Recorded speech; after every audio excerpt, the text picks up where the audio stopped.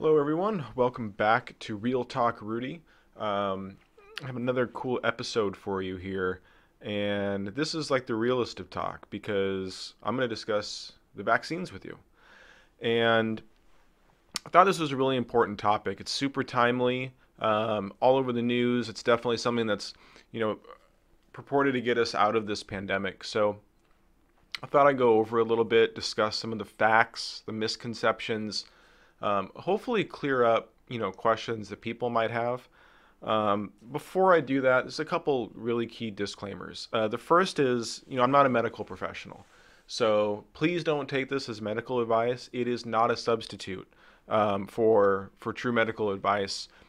I'm not telling you to take the vaccine or not. I'm just here to provide you with some factual information. It's no substitute for talking to your physician and making that decision for yourself. The other disclaimer is, this isn't about shaming people. It's not about bullying. It's just about getting the information out there. And so, with that in mind, I kind of want to go over three major components of the vaccine discussion. The first is it safe? The second, is it effective? And the third is, if you're young and you're healthy and you're otherwise not predisposed to be, at high risk from the coronavirus, why should you get one? And hopefully I can answer all that for you because I think it's really important. So to help me with that, we're going to look at a couple of websites here. The first is, and this is going to be talking mostly about the question, is it safe? So the CDC has some cool information here, including reports from the vaccine database where people can log if they've had any reactions, side effects, etc. And basically, and I'll post links to everything I talk about in the description here. But the key things to understand is, and these vaccines have been out a while, so we're starting to get some pretty good data on it. Of almost 7,000 reports in this database talking about vaccine side effects, the overwhelming majority of them are things that you would expect with any vaccine that you've already received. Things like mild headache, nausea, soreness at the injection site, stuff like that. Of the people who died after receiving the vaccine, and that's a very small number of people, only 19 people, for those people that they had records for, indicated underlying heart disease, cancer, stroke, etc. Okay, these were ill people. They were already on death's door, so to speak. Their deaths are not attributable directly to the vaccine. So that's the first thing to keep in mind. And this, by the way, is for those people who are not living in long-term care facilities. This second paragraph talks about people who were. Similar story. For the small number of people who died after receiving one of the vaccines, it was attributed to cardiac disease, dementia, pneumonia. These are in many cases, very sick, and at the very least, very elderly people who were already suffering from serious conditions. So again, it's very important to understand that if you do see reports of people dying after getting the vaccine, in pretty much every case, it's due to long-standing health issues that are already there. And then to address a couple misconceptions, by the way, I know some people online, I saw people talking about how they skipped animal trials. Well, to be honest, in the current situation, animal trials were something of a luxury that we couldn't afford. But animal trials are always inferior to actual human trials in terms of accuracy.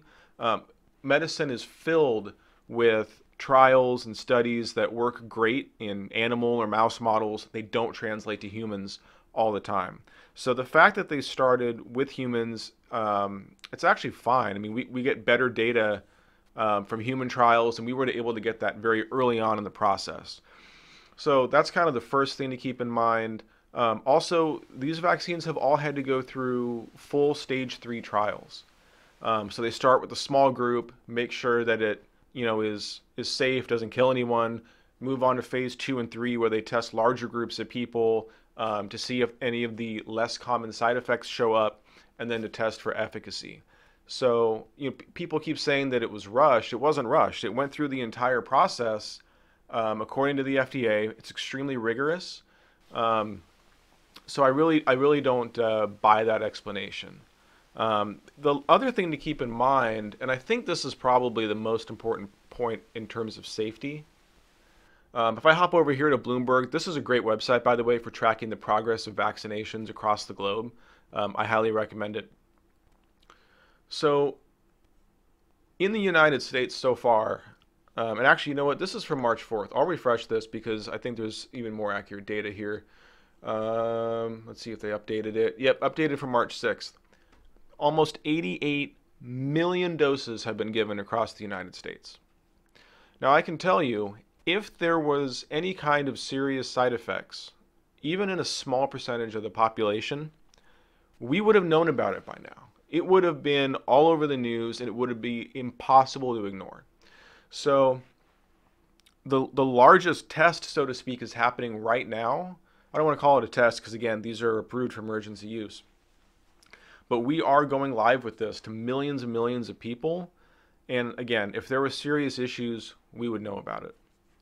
So I think that pretty much covers the safety profile. Next, I want to talk about effectiveness. And for that, the best case study that we can really look at is Israel. Israel is way ahead of the curve compared to the United States and most other countries in the world. They've vaccinated over half of their population at this point. So an extremely fast rollout. Kudos to them. I mean, they've been extremely efficient about it. What's cool about it, though, is they're so far ahead with their vaccination program, and they signed a data sharing agreement with Pfizer that we're actually able to get kind of a sneak preview of what happens when large percentages of the population become vaccinated. So we get a real world kind of laboratory test as far as what happens to the population numbers. And as you can see, they had this cool dashboard here. If some things are a little weird verbally, it's because I auto-translated it from Hebrew. So it's going to be a little strange at first. But as you can see, I mean, the number and the percentage of people who were vaccinated continues to climb pretty precipitously. And let's see if I can scroll down here.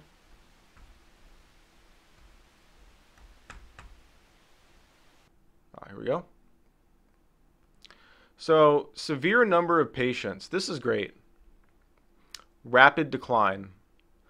And this is right when the vaccination drive kind of hit its stride. So that's an enormously fast decline.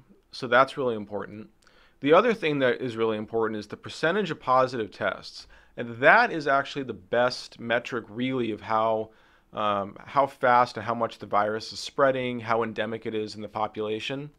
So we've seen a consistent decline over time.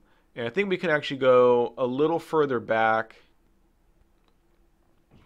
And so after the rapid increase, which we kind of saw across the globe and in the United States, they were able to just as rapidly bring it back down via the rapid vaccination efforts. And so this is the real world data that tells you that it's working. We also have data from the studies on the Moderna and Pfizer vaccines showing that it's like 94, 95% effective. And those two vaccines plus the Johnson & Johnson vaccine are both, or I should say all three of them are almost 100% effective at preventing hospitalizations and death. And that's from the trial data. So a combination of trial data and real world data in countries where it's been deployed the fastest tell us 100% that it's working extremely effectively. So the second question, first was, is it safe? Yes. Second, is it effective? Yes, we know that it is. And then the third one is, if you're young and healthy, right? You don't have any of the risk factors for coronavirus. Why would you take this vaccine? I know some people who are like, well, I don't need it. I have a 99.98% chance of surviving. Why would I need to take it? It's like, fair question. But there's a couple reasons why. The first is um, yes, you're much less likely to die from coronavirus if you're young and healthy and don't have pre-existing conditions. That's true. But there's still a chance. And so I think anytime that you can eliminate that chance or at least drastically reduce it with something that costs nothing and requires almost no effort, I think you might as well. You might as well try and go for it. The second is that we don't know this for sure, but there is some evidence that the vaccines do reduce transmission of the virus. And I want to speak carefully on this because not all the data is in. But there is some evidence, and I can show you over here, that there's some research coming out of, again, Israel, where we know that the vaccines have been given more widely, that there's a significant drop in viral load for the small number of people who were infected after they got the vaccine. Now, why is that important? We know that you're most likely to get the virus from someone when you spend a significant amount of time in close proximity. And if that person has a high viral load, especially if they're symptomatic, and especially if they're talking, singing, coughing, laughing, things that involve expelling droplets into the air.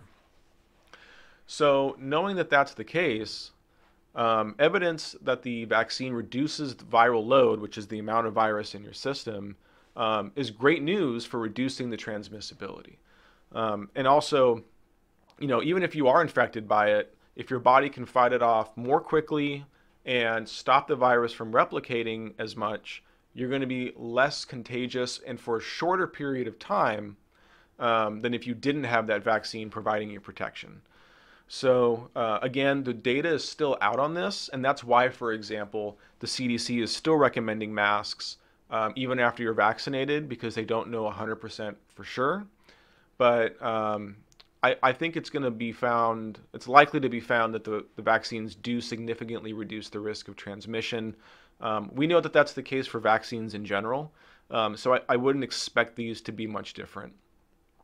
And then the last reason, which I think might be the most important, is by reducing the amount of replication in your body and the amount of time that you have the virus, even if you get it once you're vaccinated, you reduce the likelihood that the virus mutates in your body.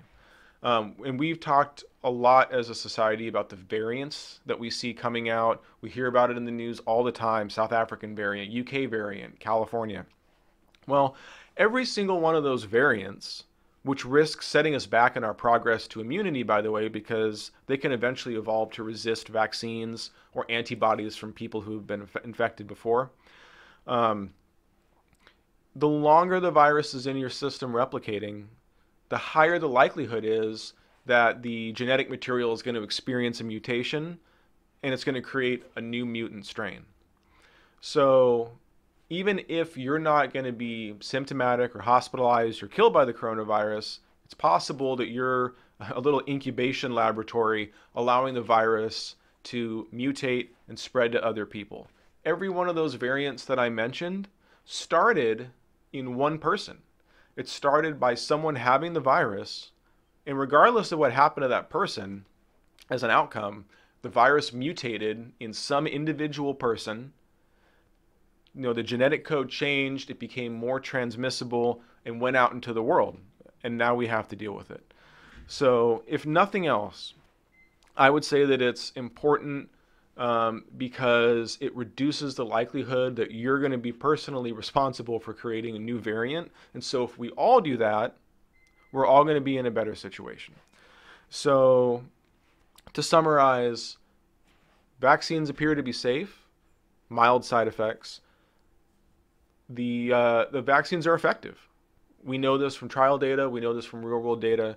And as far as why you might want to get one, even if you're not predisposed to risk from coronavirus, again, there's still always that chance. So you might as well reduce that chance to a minimum for yourself. Hopefully lower the transmissibility of the risk that you unknowingly infect other people, reduce the risk of mutations and new strains. Again, I highly recommend talk to your doctor, do the research on your own. Don't just take my word for it. I'll put some links in the description for this.